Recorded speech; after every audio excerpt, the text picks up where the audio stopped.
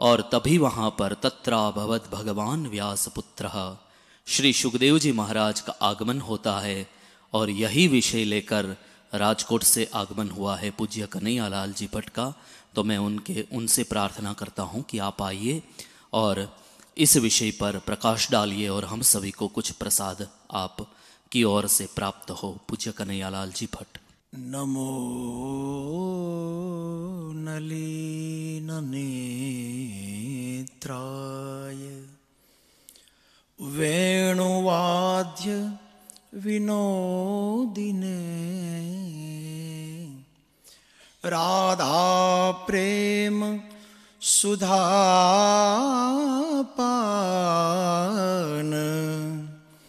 सालिने वनमालिने राधा भक्ति हरिर्ज्ञानम ताभ्यं याच समन्विता तां श्रीमद्भागवतीं गाथां वन्दे युगल रूपिणीं वन्दे युगल रूपिणीं। श्री द्वारिकाधीश की जय, संत श्री सुदाम देव जी महाराज की जय। અહીંયા અત્ર તત્ર સર્વત્ર વિલસી રહેલી શ્રી કૃષ્ણ વાંગમય સ્વરૂપ અને શ્રીઅંગમય સ્વરૂપ ભગવાન ભાગવતજીની પાવની સુહાવની મનભાવની ચેતનાને મારા સતકોટી પ્રણામ. હરિમંદિરના સકલ સ્વરૂપોને શ્રદ્ધેય વંદના કરું છું અને કથાકારોના અનુસરણનું આદર્શ, અનુકરણનું આદર્શ એવા વિશ્વવંદ્ય વિદ્યાવારિધિ સેવા કથા રસમહોના સાધ્યંત સેવી ગુરુદેવ પૂજ્ય ભાઈશ્રીના ચરણમાં મારા સતકોટી પ્રણામ છે. આપે કંઠી નથી આપી પણ કંઠ જરૂર આપ્યો છે, ગાથા કર્યા છે. તો ભાઈશ્રીના ચરણમાં પ્રણામ.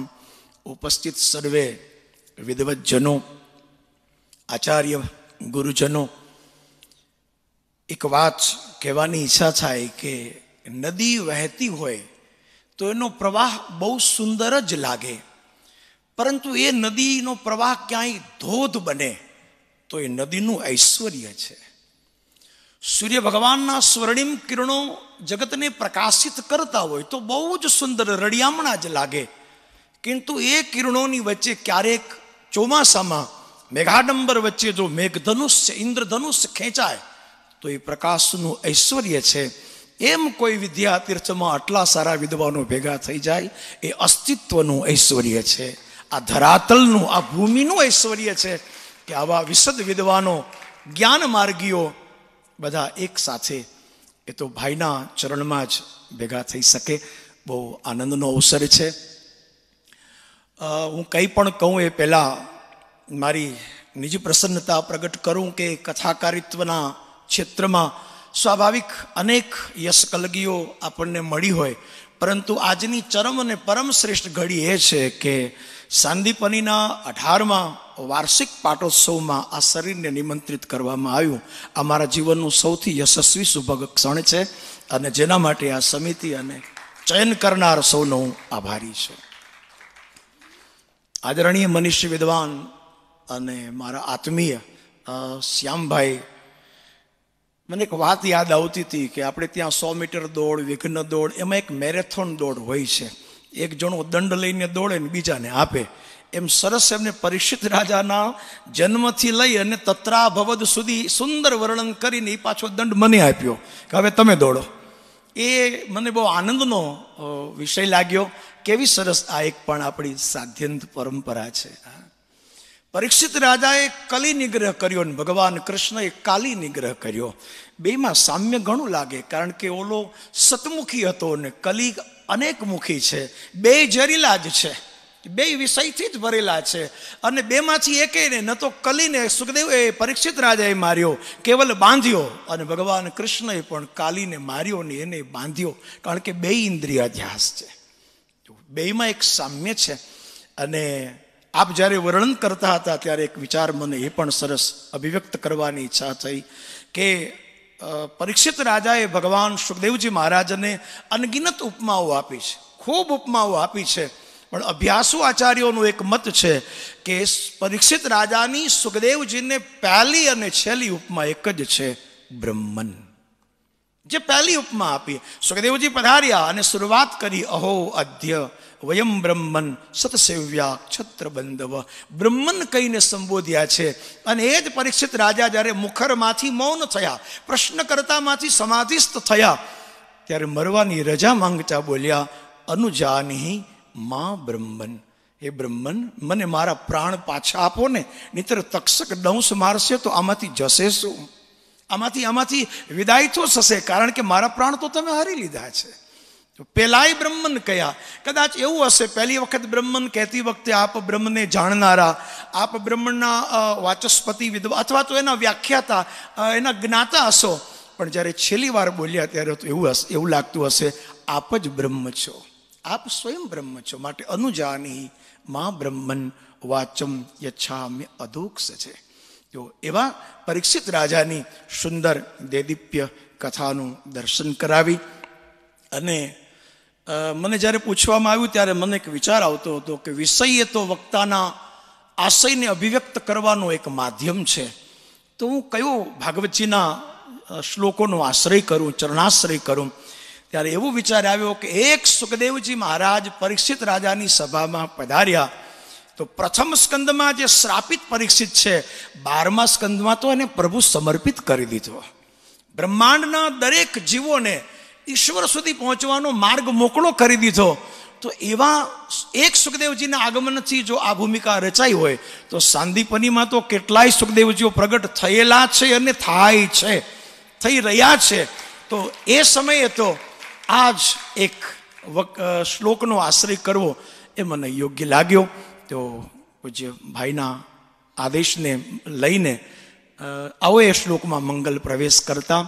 તત્રાભવદ ભગવાન વ્યાસપુત્રો યદચ્છયાગામટમાનપેક્ષો અલક્ષલિંગો નિજલાભતુષ્ટો વૃતસ્ચ બાલેર અવધૂત વેશઃ તત્રાભવદ ભગવાન વ્યાસપુત્રો. આમ જુઓ તો ભવદથી લઈ અને વ્યાસપુત્રો, યદચ્છયા ગામટમાન અલક્ષલિંગો વૃતશ્ચ બાલેર નિજલા, આ બધા જ સદગુણને ગણીએ અવધૂત વેશ સુધી તો 9 વિધાઓ, 9 સદગુણો સુતજીએ સૌનકજી પાસે અલગ તારવીને બતાવ્યા છે. અને નવધા ભક્તિ કહો, હમણાં શાસ્ત્રીજી કહેતા હતા એમ પાપની મુક્તિ થવાના 9 સાધન, જે કંઈ કહો, પણ અમારા કથાકારો માટે તો આ 9 નિધિ છે, 9 નિધિ છે. આ 9 સદગુણોનું સુંદર દર્શન છે કે ભગવાન વ્યાસજી પધાર્યા ત્યારે કેવલ એની પ્રશંસા, વ્યાસપીઠ વખાણ વંદે ખરી પણ વખાણ ન કરે, વ્યાસપીઠ કોઈની સરાહના કરે પણ એના વખાણમાં એની ચાપલુસી ન કરી શકે. તો એટલા માટે કેવળ વખાણ માટેના શ્લોક નથી, પણ વક્તાના માટેના સુંદર 9 નિધિ બતાવ્યા છે. તો એની અંદર તત્રા ભવદ ભગવાન વ્યાસપુત્રો, ભવદ શબ્દથી શરૂઆત કરી છે. એનો સીધો ને સાદો અર્થ છે કે ભગવાનનું પણ પ્રાગટ્ય થાય છે અને ભગવદ કથાનું પણ પ્રાગટ્ય જ થાય છે. એ જન્મતી નથી, એ પ્રાગટ્ય છે. પ્રસ્તુતિકરણ એ પ્રાગટ્ય છે, એ જન્મતી નથી. ભય પ્રગટ કૃપાલા દીન દયાલા, એ રામજી તો છે, પણ કરુણ સરણી દીન ભરણી કથા પણ ભય પ્રગટ, એ પણ પ્રગટે જ છે. એનું પણ પ્રાગટ્યકરણ થાય છે. જન્મ લૌકિક છે અને પ્રાગટ્ય પારલૌકિક છે. જન્મ થવામાં કર્મ કારણભૂત છે. પૂર્વના કર્મોને કારણે આપણો જન્મ છે અને પ્રાગટ્ય પ્રેમવશ છે. પ્રેમતે પ્રગટ હોહી મેં જાના. એની અંદર કોઈ જન્મ કોઈ કર્મનું કારણ હોતું જ નથી. એ કેવલ પ્રેમવશ થાય છે. એટલા માટે પ્રેમતે પ્રગટ હોહી મેં જાના. બીજું, જન્મ નાશવંત છે અને પ્રાગટ્ય શાશ્વત છે. જન્મ એનો થાય જેનું મૃત્યુ નિશ્ચિત છે કે આ સમયે આ કાળમાં આ કારણથી એનું મૃત્યુ થશે. જન્મ અને મૃત્યુ બેયથી જે પર છે એનું જ પ્રાગટ્ય થાય છે. એટલા માટે પ્રાગટ્ય શાશ્વત છે, જન્મ નાશવંત છે. બીજું, જન્મ પરેચ્છાકૃત છે અને પ્રાગટ્ય સ્વેચ્છાકૃત છે. સ્વસુખમુ પગતે ક્વચિદ વિહરતો નિજ ઈચ્છા નિર્મિત તનું. તો પ્રાગટ્ય સ્વેચ્છાએ પોતાની મરજીથી થાય છે. એમ કથાકારનો જન્મ કહી શકાય. કથાકારની બર્થ ડેટ હોય છે, હું મારી જન્મ તારીખ કહી શકું, પણ મારામાં કથા આવીને ક્યારે પ્રગટી ગઈ એનો કોઈ તારીખ, એનો કોઈ સમય હોતો જ નથી. કારણ કે તત્રા ભવદ ભગવાન વ્યાસપુત્ર, એનું પ્રાગટ્ય થાય છે, એ આપોઆપ પ્રગટી જાય છે. આમ લગભગ કથાકારોને એક અનુભવ આપણને થયો હોય કે ઘણીવાર શ્રોતાઓ આવીને એવું કે આજથી 10 વર્ષ પહેલા તમને અમે સાંભળ્યા હતા ને, ત્યારે જે તમે બોલ્યા હતા ને યાદ જરાક લેજો ને. એ પાછું આજ જરાક તમે 10 વર્ષ પહેલા નહીં પેલું ભજન બોલ્યા હતા અથવા તો આજે જરાક લેજો ને. ત્યારે આપણે બોલીએ તો નહીં પણ મનમાં હસીએ કે એ બોલવા વાળો વયો ગયો. એ સમયે 10 વર્ષ પહેલા જે કંઈ આ હૃદયમાંથી સ્ફુરિત થયું એ કંઈ ખબર નથી. હવે તમે પાછું કયો તો એ ઓતાર આવ્યો તો એ આવ્યો તો, હવે એ ઓતાર પાછો આવે કે ના આવે ખબર નહીં, એ આવ્યો તો વયો ગયો. કારણ કે તત્રા ભવદ. એક પુસ્તકમાં મેં એ વાત વાંચી, મને ગમી કે જોધપુરના નરેશ જતા હતા 4 ઘોડાવાળી એની ગાડી રથમાં. અચાનક સારથીએ આમ લગામ ખેંચી, જોરદાર બ્રેક મારી. એટલે રાજા હલબલી ગયા. કેમ થયું? સારથીને પૂછ્યું કે માર્ગમાં એક શરાબી નશામાં ધૂત થઈને ઊભો છે, એટલે મારે એને બચાવવા લગામ ખેંચવી પડી. રાજાને ગુસ્સો આવ્યો, નીચે ઉતર્યા. પેલો શરાબી એકદમ શરાબમાં ધૂત હતો. જેવા રાજા એના રથમાંથી નીચે ઉતર્યા તો પેલા શરાબીએ રાજાને પૂછ્યું કે એલા આ તારો આ રથ વેચવો છે? કેટલામાં વેચવો છે? બોલ, મારે લેવો છે. જોધપુર નરેશ વિચારે કે આ કઈ જાતનો મણ. હા બોલ બોલ, શું કિંમત છે? તું આજ બોલી દે, મારે આ લેવો છે, મને આ ગાડી ગમી ગઈ છે. જોધપુર નરેશ વિચાર્યું કે આ નશામાં છે ને કંઈ ન કહેવાય. સૈનિકોને કહ્યું આને પકડીને જેલમાં નાખી દો. એને પૂર્યો જેલમાં. બીજે દિવસે જ્યારે બધા એનો ન્યાય કરવા બેઠા એટલે પછી પેલાને પકડીને લાવ્યા. હવે એનો નશો ઉતરી ગયેલો એટલે હાવ નિમાણો થઈને દરબારમાં ઊભો છે. એટલે હવે રાજાએ મસ્કરી શરૂ કરી કે હવે તું બોલ, તારે કેટલા દેવા છે? કાલ તું કહેતો હતો ને કે કેટલા લેવા છે, હાલ હવે તું બોલ, તારે કેટલા લેવા? બધા હસવા લાગ્યા. પેલો કાંઈ નથી બોલતો, આમ નીચું જોઈને બેઠો છે. 2-3 વાર રાજાએ કહ્યું બોલ બોલ, તારે કેટલા દેવા છે? ત્યારે પેલો ધીરેથી બોલ્યો કે રાતે કેવું તું ને લેવા વાળો તો વયો ગયો. તારે રાતે કેવું તું ને, જે લેવા વાળો મારામાં આવ્યો હતો એ તો વયો ગયો. એમ જ્યારે કોઈ આપણને કહે કે 10 વર્ષ પહેલા તમે કંઈ બોલ્યા હતા, ભાઈ એ કહેવા વાળો વયો ગયો. કારણ કે એ તો તત્રા ભવદ ભગવાન વ્યાસ. એ કથાનો ઉદ્ભવ થાય છે, એનું પ્રાગટ્ય થાય છે, એનો જન્મ નથી થતો. એક એ ગુણ જોવા મળ્યો. બીજું બહુ સરસ બીજો શબ્દ લગાડ્યો, ભગવાન વ્યાસ પુત્ર. વ્યાસ એટલે વિસ્તાર, એ તો ગાણિતિક અર્થ છે. વ્યાસ એટલે વિસ્તરણ, એ તો ગણિતની ભાષાનો ઉત્તર છે. પણ વ્યાસ એટલે જીવ માત્રનું ઉદ્ધરણ, એ તો શાસ્ત્રીય અર્થ છે. સજ્જનો, કેવળ વિસ્તાર કરવો એ જ વ્યાસ, એ તો સ્વાભાવિક એક ગાણિતિક અર્થ છે. પણ જીવ માત્રના ઉદ્ધરણમાં વ્યાસ ક્યાંય ને ક્યાંય સમાયેલા છે. આ સૌથી શ્રેષ્ઠ શાસ્ત્રીય એનો અર્થ છે.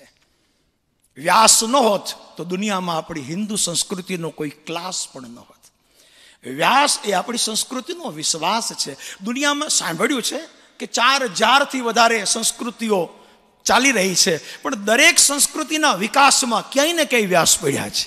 ક્યાંય ને ક્યાંય વ્યાસ તો છે ને છે જ. પછી એ લોકો જડતાથી સ્વીકાર ન કરે એને મુબારક. પણ દુનિયાની દરેક સંસ્કૃતિમાં વ્યાસ કૃતિઓ, વ્યાસ શાસ્ત્ર છે ને છે જ. આ એક પ્રમાણભૂત હકીકત છે. તો એવા ભગવાન વ્યાસજીના એ પુત્ર છે. અમારે ડોંગરે બાપજી બહુ સરસ કહેતા કે વ્યાસપીઠ એ સૌથી મોટી અભ્યાસપીઠ છે. દુનિયામાં સૌથી આપણું ઘડતર થતું હોય તો વ્યાસપીઠ દ્વારા થાય છે. જે વસ્તુ વ્યાસપીઠથી શીખવા મળે ક્યાંથી મળશે? વ્યાસપીઠ એ અભ્યાસપીઠ છે. અને અત્યારે વર્તમાન કાળમાં તો વ્યાસપીઠ એ સૌથી મોટી વિશ્વાસપીઠ છે. બીજી એકેય પીઠમાં વિશ્વાસ હોય કે ન હોય, પણ વ્યાસપીઠમાં સમાજને કેટલો કેટલો મોટો વિશ્વાસ. વ્યાસજીના શાસ્ત્રો વિશે ઘણું બધું કહેવાય, પણ એવું લાગે છે કે જ્યારે સમાજમાં કોઈ બંધારણ નહોતું, સમાજમાં કોઈ કાયદા કલમ આઈપીસી આવું કંઈ હતું નહીં, ત્યારે સમાજની અંદર અદ્રષ્ટ બંધારણ વ્યાસજીના શાસ્ત્રો હતા, વ્યાસજીના ગ્રંથો હતા. આપણું બંધારણ તો 1950 26 જાન્યુઆરીમાં કંઈક 22 ખંડમાં 480 આર્ટિકલ ને 1860 આઈપીસી આવું સાંભળ્યું છે, સાચું ખોટું રામચાણ, પણ એમાં આ રચાણ. તો આઈપીસી એટલા બધા કાયદાઓ રચાણા, પણ મજાની વાત એ છે કે કાયદાનું પાલન કરાવવા માટે થઈ અને કોઈને કોર્ટના પાંજરામાં ઊભો રાખવામાં આવે ત્યારે એ કાયદાનું ઉલ્લંઘન ન કરે એટલા માટે એને સોગંદ ખાવા માટે તો વ્યાસજીના રચેલા શાસ્ત્રો ઉપર જ હાથ મુકાવવામાં આવે છે. શાસ્ત્રો ઉપર જ હાથ મુકાવવામાં આવે છે, કારણ કે બધાને ખબર છે કે આ કાયદાની કલમનું ઉલ્લંઘન કરી શકશે, પણ શાસ્ત્રના સૂત્રોનું અને શ્લોકોનું ઉલ્લંઘન નહીં જ કરે. આ વ્યાસજીના રચેલા શાસ્ત્રની વ્યાસજીની વિશ્વાસ ભાવના છે. વ્યાસપીઠ એ વિશ્વાસપીઠ છે, એનું સૌથી મોટું પ્રમાણ છે. તો વ્યાસજીની વ્યાસપીઠ એ અભ્યાસપીઠ પણ છે, વિશ્વાસપીઠ પણ છે, અને વ્યાસજીની વ્યાસપીઠ એ વિશ્રામપીઠ પણ છે. વિશ્વને વિશ્રામ જો ક્યાંય મળ્યો હોય, આરામ ગમે ત્યાં મળ્યો હશે, વિરામ મળ્યો હશે, પણ વિશ્રામ તો કેવલ ને કેવલ વ્યાસપીઠે જ આપ્યો છે. કારણ કે થાકી જાય તો શરીરને આરામની જરૂર છે, મનને વિરામની જરૂર છે, પરંતુ આ વર્ષોથી યુગોથી ભટકતા આત્માને વિશ્રામની જરૂર છે. તો કેવલ પાયો પરમ વિશ્રામ, રામ સમાન પ્રભુ નાહી. વ્યાસપીઠનો કેટલો સુંદર મહિમા છે. હું કહેવા એ માંગતો હતો, વ્યાસપુત્રો શબ્દ સુધજીએ બહુ ગણતરીપૂર્વક લગાડ્યો છે. વ્યાસજીએ શાસ્ત્ર ભાગવતજીને રચ્યું, જાણીતી વાત છે. એમને રચ્યું, રચન કર્યું, પણ સાચવી રાખ્યું, કોઈને આપ્યું નહીં. સુખદેવજીની પ્રતીક્ષા કરી, સુખદેવજીની રાહ જોઈ છે કે કોઈને આપ્યું નહીં. સ્વાભાવિક છે, વ્યાસજીના શિષ્યો કેવા સમર્થ હતા. સુમંતુ, પૈલ, જૈમિની, અથર્વ, સૂત, આવા બધા મહાપુરુષ જેમના શિષ્યો છે, તો આ બધા જ યોગ્ય છે. છતાંય વ્યાસજીએ શ્રીમદ ભાગવતને રચ્યું ખરું, પણ સાચવી રાખ્યું, કોઈને ના આપ્યું. કારણ વ્યાસજીને એવા શિષ્યની, એવા વિદ્યાર્થીની જરૂર હતી કે મારા ભાગવતને કંઠસ્થ ન કરે, જીવનસ્થ કરે. વ્યાસજીને એવા શિષ્યની જરૂર હતી કે જે ભાગવતને ભણે જ નહીં, જાણે જ નહીં, જીવનમાં માણે, અનુભૂત કરે. મારે એવો વિદ્યાર્થી, મારે એવો શિષ્ય જોઈએ છે. એટલે એને પ્રતીક્ષા કરી કે આવે પછી જ આ આપું. અને જ્યાં સુધી ના આવ્યા ત્યાં સુધી એને અકબંધ સાચવી રાખ્યો. ખબર છે કે એને અધિકારી તો એ જ છે. એ વ્યાસજી મહારાજનો ભાવ રહ્યો એને, એટલે એમને પ્રતીક્ષા કરી છે. તો એવા વ્યાસજી મહારાજની પ્રતીક્ષાનો જે કંઈ અંત હતો એ સુખદેવજી મહારાજના આગમન પછી જ આ ભાગવત ગેહે ગેહે જને જને એમને પીરસાયું છે. અને એક મજાનો શબ્દ તો મને એ લાગ્યો કે તત્રા ભવદ ભગવાન વ્યાસ, ભગવાન શબ્દ લગાડ્યો. જાણીતી વાત છે, પૂજ્ય ભાઈશ્રી પણ, ગુરુદેવ પણ અનેક વાર કહે છે કે ભાગવતમાં જે જે વક્તાઓ છે ભગવત રૂપ છે. ભગવાન નારાયણ શેષની સૈયા ઉપર ચતુશ્લોકી ભાગવત બોલ્યા તો એ પણ ભગવાન. એમને બ્રહ્માને કહ્યું તો એ પણ ભગવાન. બ્રહ્માએ નારદજીને કહ્યું તો એ પણ ભગવાન. અને નારદજીએ વ્યાસજીને કહ્યું તો એ પણ ભગવાન. અને સુખદેવજી મહારાજ પાસે આવ્યું તો એ પણ ભગવાન.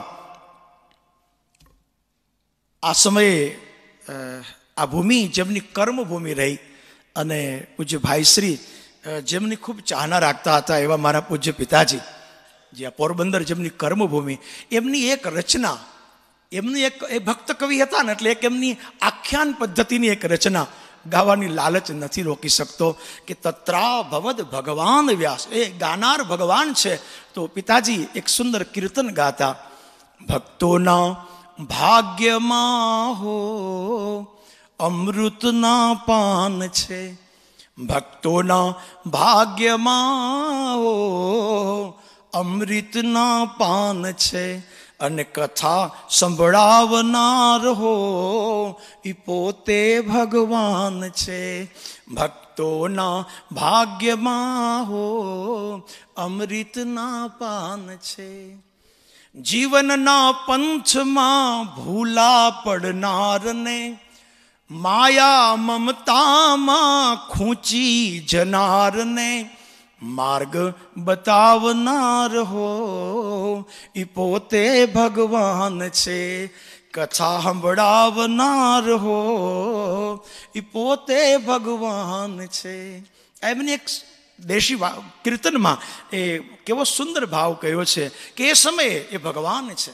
આગળ તો બહુ સરસ બોલ્યા, કામ ક્રોધ દૂર કરી કાયાને શુદ્ધ કરી. કામ ક્રોધ દૂર કરી કાયાને શુદ્ધ કરી. સમરણ સત્સંગના સાચે સાચા મૂલ કરી. ભક્તિ રસ પાનાર હો ઈ પોતે ભગવાન છે.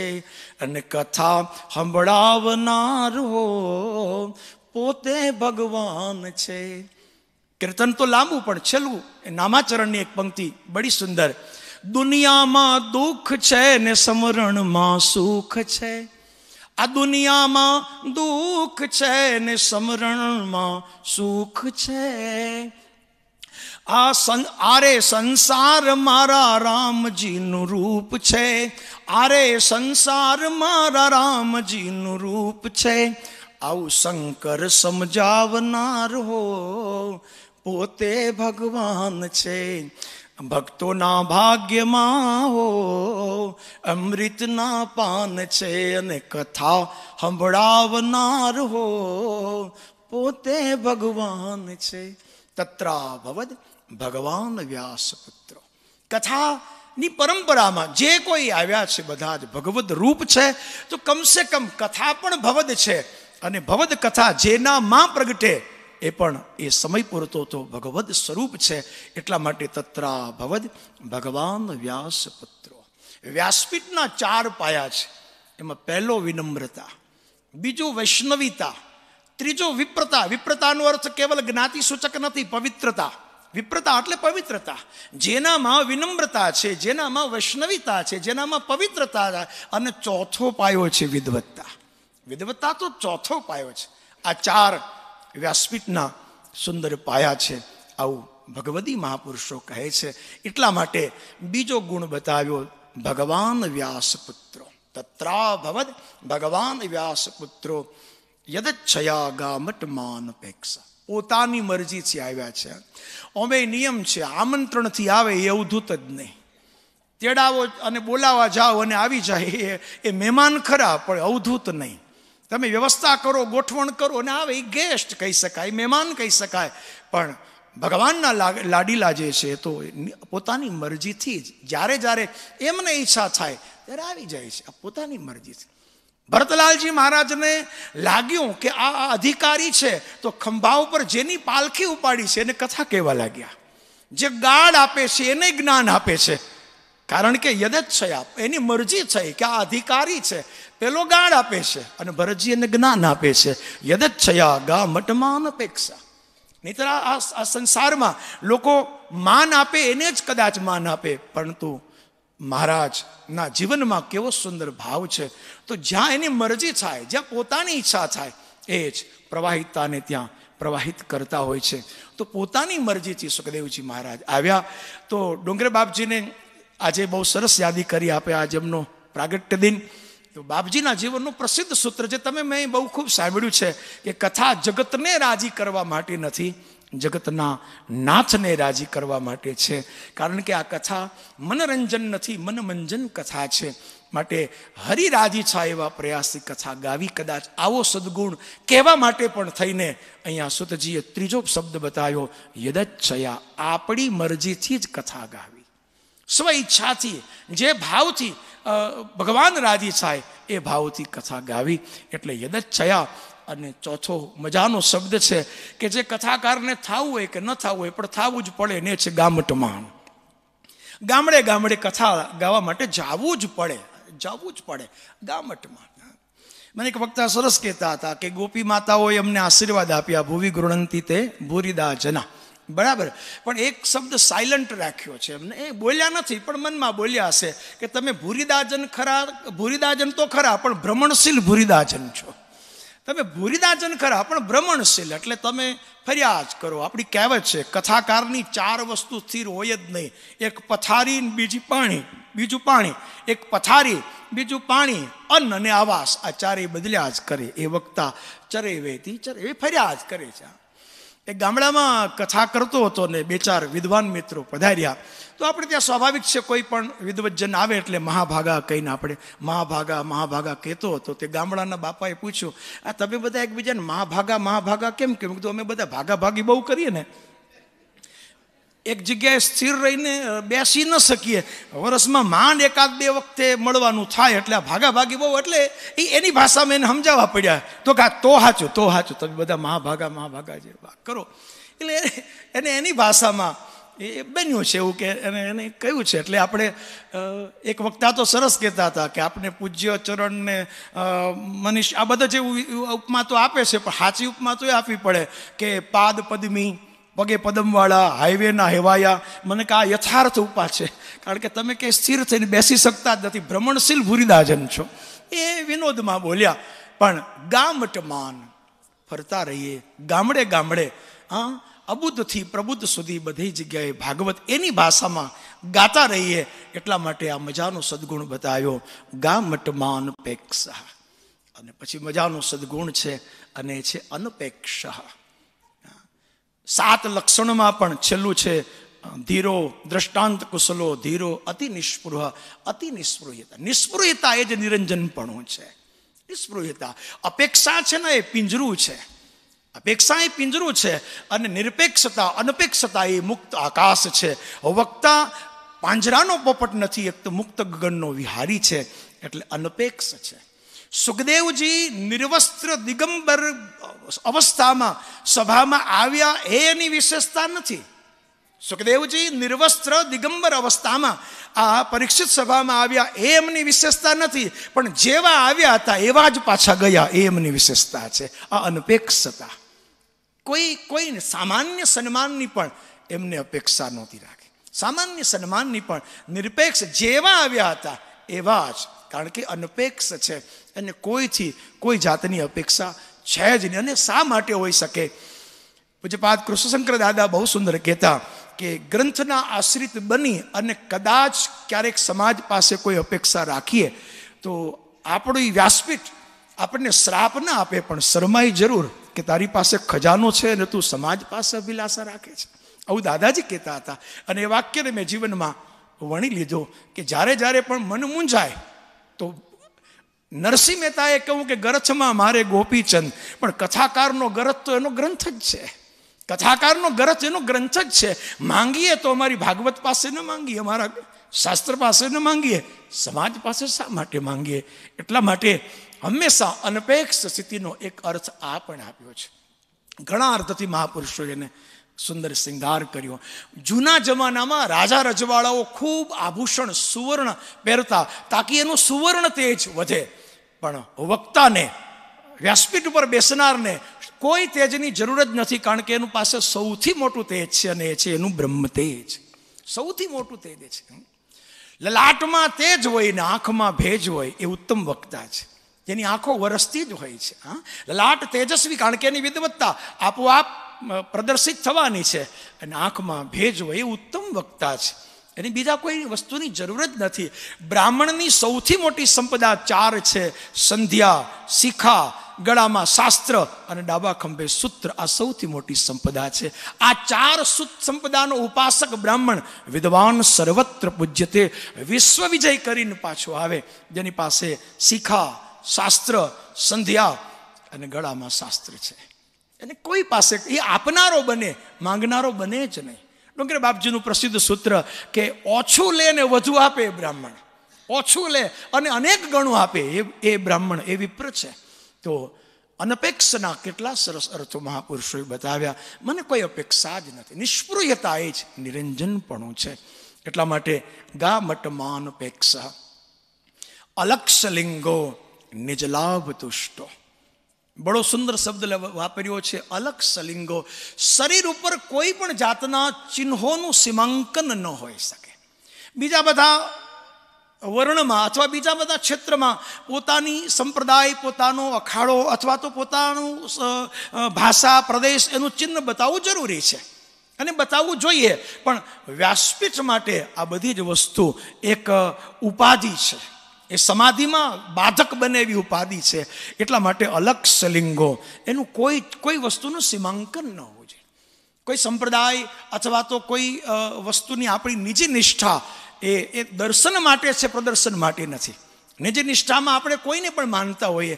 એટલા માટે અલગ સલિંગો, કોઈ પણ વસ્તુનું દર્શન ન કરાવવું. બસ એ આપણો નિજાનુભાવ છે, એને મનમાં, માનસમાં જ રાખીએ. કારણ એ છે કે સેવા, શાસ્ત્ર અને સત્સંગ એનો તર્જુમો જ નથી, એનું કોઈ ટ્રાન્સલેશન છે જ નહીં. સેવા, શાસ્ત્ર અને સત્સંગ એનો કોઈ તર્જુમો જ નથી.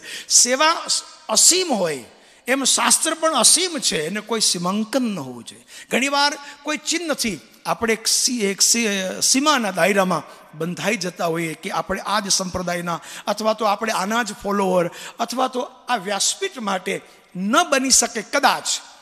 કદાચ આ વિષય માટે હું બહુ નાનો પડું એટલે હું વિશેષ ચર્ચામાં નહીં જાઉં. પણ અલગ સલિંગોનો મને એક અર્થ આ લાગ્યો કે વક્તા એની નિજ નિષ્ઠાને એ માનસમાં દર્શિત રાખે પણ પ્રદર્શિત ન કરે. અલગ સલિંગો નિજલાભ તુષ્ટો. જે મળે એમાં અતિ પ્રસન્ન. એ તો સૌથી મોટો સદગુણ છે અને એ જ જીવનમાં સૌથી મોટી પ્રાપ્તિ પણ છે. જેને બીજાથી કથા કરવા મળી એ જ મોટો લાભ છે. એનાથી પછી બીજા લાભની કોઈ અપેક્ષા જ. મારો એક સંગીતકાર છે, મને એની વાત બહુ ગમે. એટલે જ્યારે કથા હોય ને એટલે હું એને ફોન કરું કે અહીંયા કથા છે, તું આવીશ કે હા. એટલે પછી આપણે પૂછીએ તને શું દેવાનું, એટલે એટલું જ કે મને વગાડવા દેવાનું. પણ મારે તને તો કે તમે મને વગાડવા દો ને એ જ મોટો લાભ છે. તમારી પાસે બેહાડો એટલે એને બહુ સરસ વાત કરી. તને શું દેવાનું કે વગાડવા દેવાનું. હા, એમ આપણને આ શરીરથી આપણી આ કોઈ લાયકાત નથી અને છતાં પણ ભગવાન જો વ્યાસપીઠ ઉપર બેસવાનો અવસર આપે તો નિજલાભ તુષ્ટો, એનાથી મોટો લાભ દુનિયામાં શું હોઈ શકે? સૌથી મોટો લાભ એ જ છે નિજલાભ તુષ્ટો. પેલી જાણીતી વાત છે ને, એક રાજાએ એવી જાહેરાત કરી કે આવતીકાલે મારા મહેલના દરવાજા હું ખોલી નાખવાનો છું અને જેને જે વસ્તુ ઉપર હાથ મૂકશે એની, જે આવીને જેની જે ઉપર વસ્તુ ઉપર હાથ મૂક. તો સ્વાભાવિક છે બીજા દિવસે જેવો દરવાજો ખુલ્યો, કોઈએ સિંહાસન ને કોઈ સોનું ચાંદી, આ બહુ જાણીતી વાત છે. પણ એક 5 વર્ષનો બાળક આવ્યો, એને ન સોનું ન ચાંદી ન હીરા માણેક સિંહાસન કઈ નહીં, રાજા ઉપર જ હાથ મૂક્યો. રાજા ઉપર જ હાથ મૂક્યો. કારણ કે તમે બોલ્યા હતા કે તમે જેના ઉપર હાથ મૂકો શું આ વસ્તુને શું કામ પકડું તો તમને જ ન પકડું. કારણ કે મારો જે ઉદ્દેશ છે આ જ છે. એનો અર્થ એ છે કે ભગવદ ગુણ ગાયક ભગવાનના ઉપાસક છે. એટલા માટે જે મળે એમાં અલગ સલિંગો નિજલાભ તુષ્ટ. જે મળે એમાં પ્રસન્ન નહીં, પરમ પ્રસન્ન. અને પરમ પ્રસન્નતા નુકસાન તો છે જ નહીં. કોઈ પણ વસ્તુમાં નુકસાન જાય તો એમાંથી ઘણું શીખવા મળે. એક ભાઈના ઘરે એક મહેમાન આવ્યા એટલે એને કહ્યું થોડી વાર બેસો ને, હું હમણાં આવું છું. એમ કહીને ગયા તે સાંજે છેટ આવ્યા.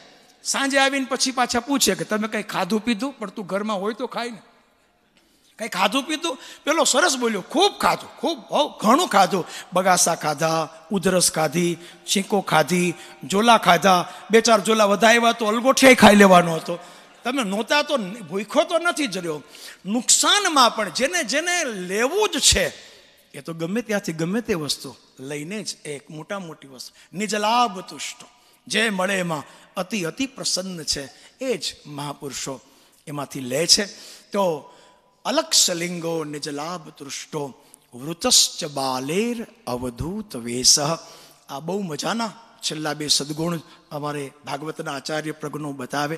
હું પહેલાં જ કહું, આમાં મારું કંઈ નથી. મેં મહાપુરુષો પાસે જે સાંભળ્યું છે એ કેવલ આશીર્વાદિક અને પ્રાસાદિક વાણીને વહાવું છું આપની પાસે. વૃતશ્ચ બાલેરનો અર્થ એક છે કે સુખદેવજી મહારાજ બાળકોના સંગમાં, અથવા તો અમુક ભાષ્યકારો સ્ત્રીઓને બાળકોના સંગમાં, એનો સીધો ને સાદો અર્થ છે કે વક્તાનો ગ્રસ્તાશ્રમ પણ એને નિર્વાહ કરવો જોઈએ. સ્ત્રીઓ અને બાળકોના સંગમાં આવ્યા એટલે વક્તા ગ્રસ્તી પણ હોઈ શકે, કારણ કે ગ્રસ્તાશ્રમ ધર્મનું પાલન કરતા કરતા પોતાની વ્યાસપીઠના ધર્મને પણ પાલન કરે, એટલા માટે એનો અનુદેશ કરવા માટે થઈને પણ વ્રતશ્ચ બાલેર અવધૂત વે, એ પણ એક અર્થ હોઈ શકે. અથવા તો સુખદેવજી આવ્યા હતા બાળકોના સંગમાં અને ગયા હતા સમાગત ત્યાગીઓના સંગમાં.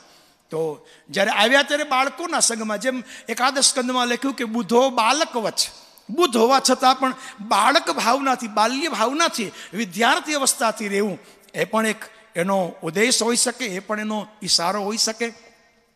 અને આમ જુઓ તો સૌથી સારી વાત છે કે વક્તા માત્ર સુખદેવજી જ હોય એમ નહીં, વક્તા સુદામા પણ હોઈ શકે છે, કારણ કે વર્તમાનો ગ્રહાશ્રમી.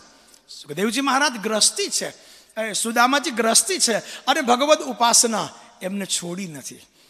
રામાયણમાં જ્યારે શંકર ભગવાન કથા કહેવા બેઠા અને મા ભવાની પાસે કથાની શરૂઆત કરી, ત્યારે તુલસીદાસજી તો જગપ્રસિદ્ધ દોહો, જટા મુકુટ સુર સરિત શિર લોચન નલિન બિસા નીલકંઠ લાવણ્ય નિધિ શોભાલ બિદુભા. જટા મુગુટ સુર સરિત શિર, મહાદેવજીના મસ્તક ઉપર જટા મુગુટ છે. તત્વાર્થ રામાયણકારોએ એનો અર્થ કર્યો કે આ જંજાળ છે ને એ જ જટા છે.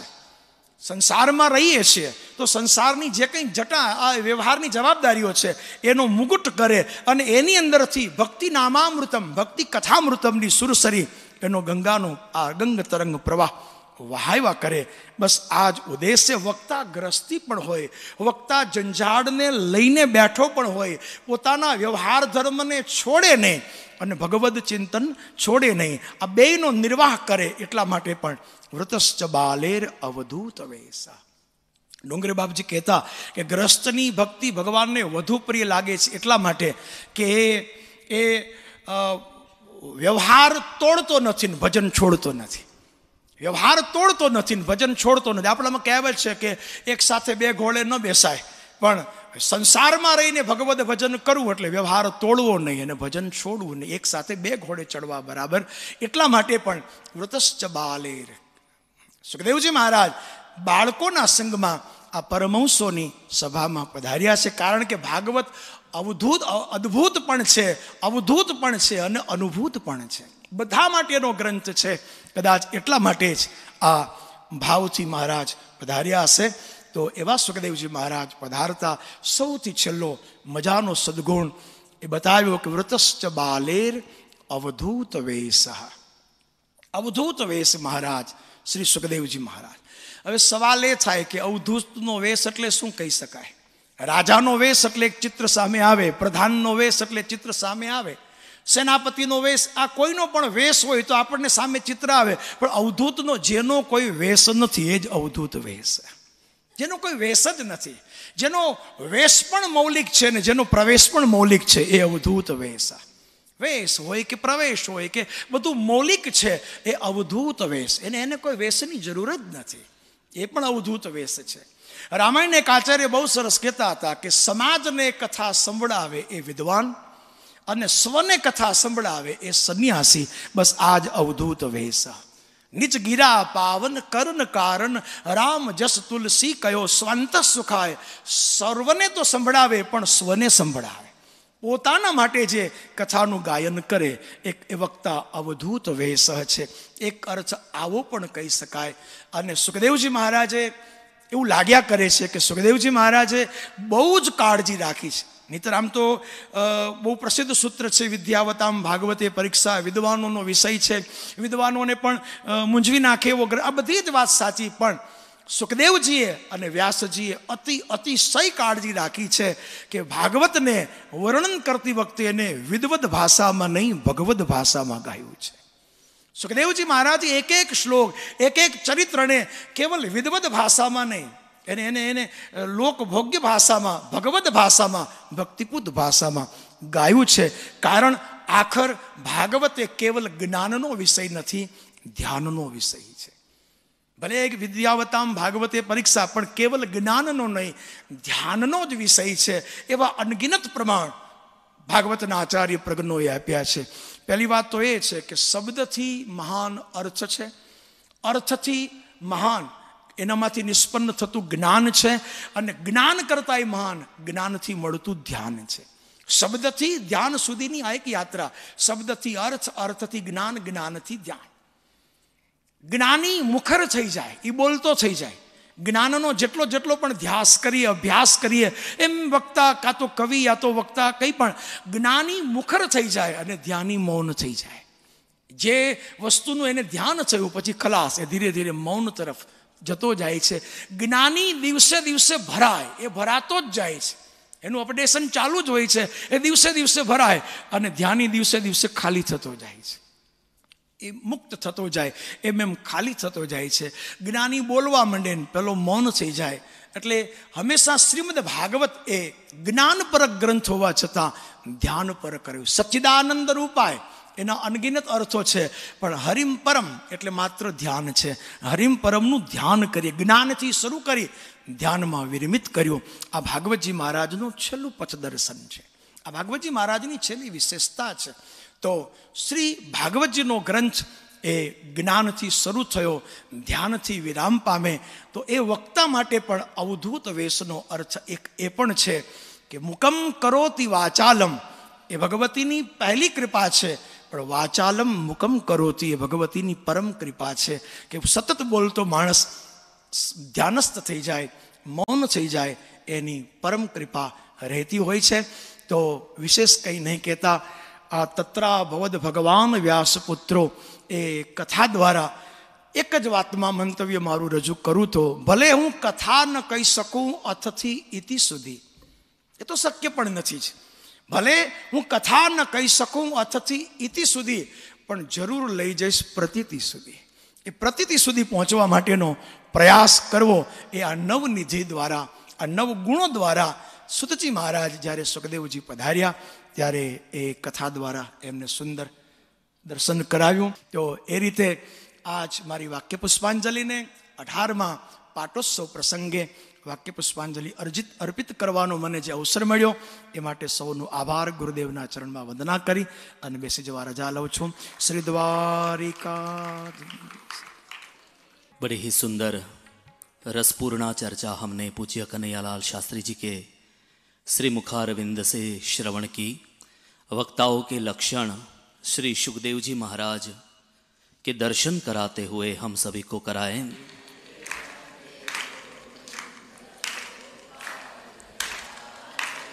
राधे राधे गोविंद गोपाल राधे.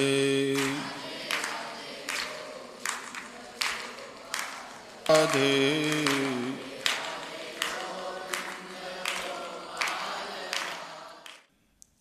અને પછી કનૈયાલાલભાઈએ સુખદેવજીને લઈને જે યાત્રા કરાવી,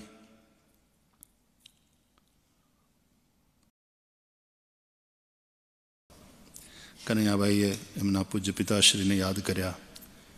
કેવું સરસ સરસ કીર્તનો અને તમે ગાતા હતા ને મને મારા પૂજ્ય કાકા યાદ આવતા હતા, જેમણે મને વ્યાસપીઠ ઉપર બેસાડ્યો. પૂજ્ય કાકા પણ અમારે જીવરાજ કાકા એકદમ સરળ ભાષામાં બધા પદો લખતા.